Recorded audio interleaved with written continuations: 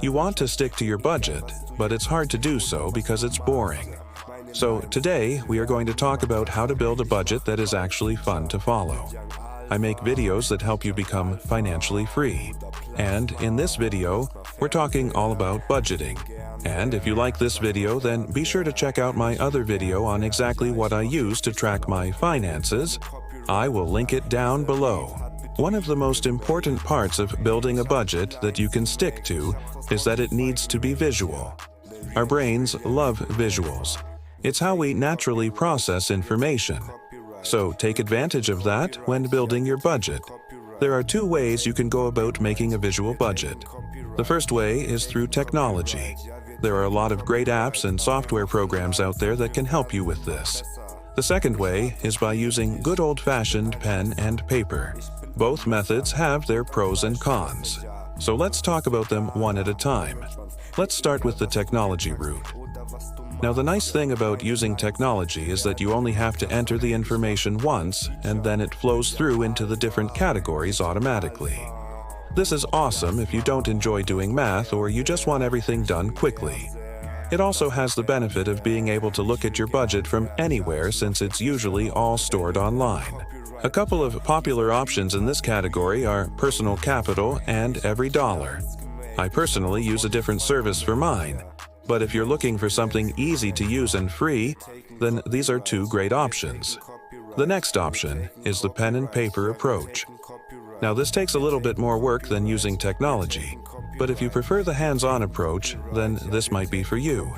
For me personally, I like seeing the numbers in front of me. When I see the numbers, I'm more likely to notice mistakes or areas where I can cut back.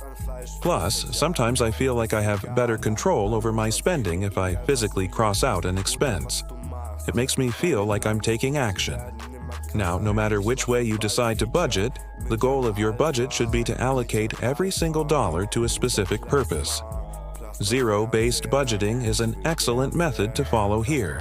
Essentially, zero-based budgeting is a method of allocating every single dollar to a specific category until you reach zero. By doing it this way, you won't have any money left over that can be spent on unnecessary items. In order to make this work, you need to understand your income and expenses. Your income is pretty straightforward. It's the amount of money you bring home after taxes.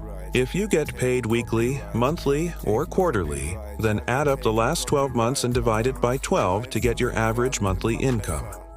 When it comes to your expenses, you want to categorize them as either fixed or variable. Fixed expenses are expenses that stay the same every month, like your mortgage payment or car insurance. Variable expenses are expenses that change every month, like groceries or eating out. Once you have all of this information, you're ready to start allocating your money. Start by listing out all of your fixed expenses. Then, list out your variable expenses. After that, consider one-time expenses that you may have, like buying a new car or a vacation. Once you've listed out all of your expenses, add them all together and subtract that number from your income. What's left over is your discretionary income. You want to allocate that money to the expenses that are most important to you. For some people, that might be saving for retirement. For others, it might be paying off debt or even investing. And if you find yourself with extra money left over at the end of the month, then you can put that money towards savings as well. If you're using the pen and paper approach, then you might want to make pie charts or graphs to represent your spending. That way, you can visually see where your money is going. If you're using the app or software approach, then they should have features built in to help you visualize your budget. Now, another important part of sticking to your budget is making sure it aligns with your goals. Your budget should be a tool to help you achieve your financial goals. So, if your goal is to save for a house, then your budget should reflect that. You might need to cut back on some variable expenses in order to save more money for your down payment.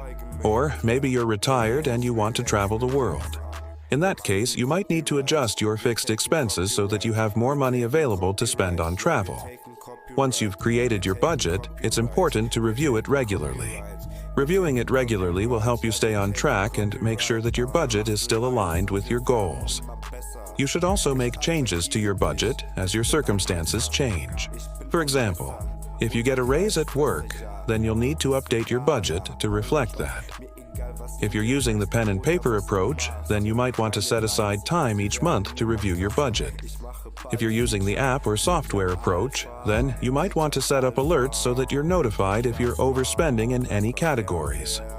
No matter which approach you use, the most important thing is that you stay flexible. Things will come up that you didn't plan for, so be prepared to adjust your budget accordingly. Maybe you had planned to eat out one night a month, but a pipe bursts and you have to pay for repairs. Just be willing to move the money around so that you can still meet your financial goals. Sticking to your budget can be difficult, especially if you're not motivated. One way to motivate yourself is by setting financial goals. When you have a clear goal in mind, it's easier to stay focused and motivated. It could be anything from saving for a down payment on a house to paying off debt. Write down your goals and keep them somewhere visible so you can refer back to them often. Another tip is to reward yourself when you reach your financial goals. This is a great way to stay motivated and on track.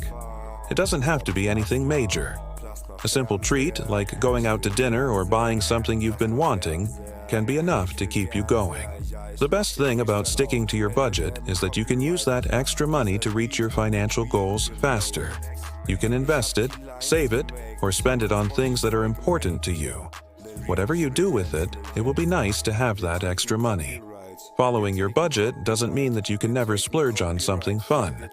It just means that you need to be mindful of your spending and make sure that you're not overspending in any categories.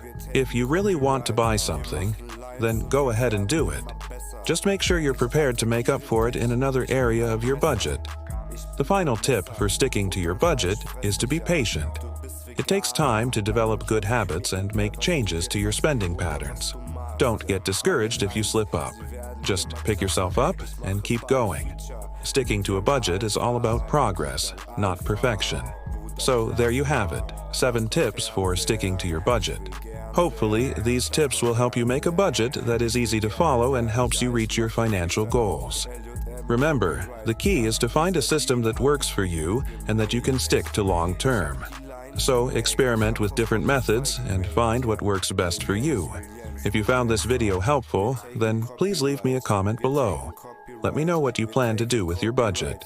Also, be sure to check out my other videos on personal finance and investing. Thanks for watching.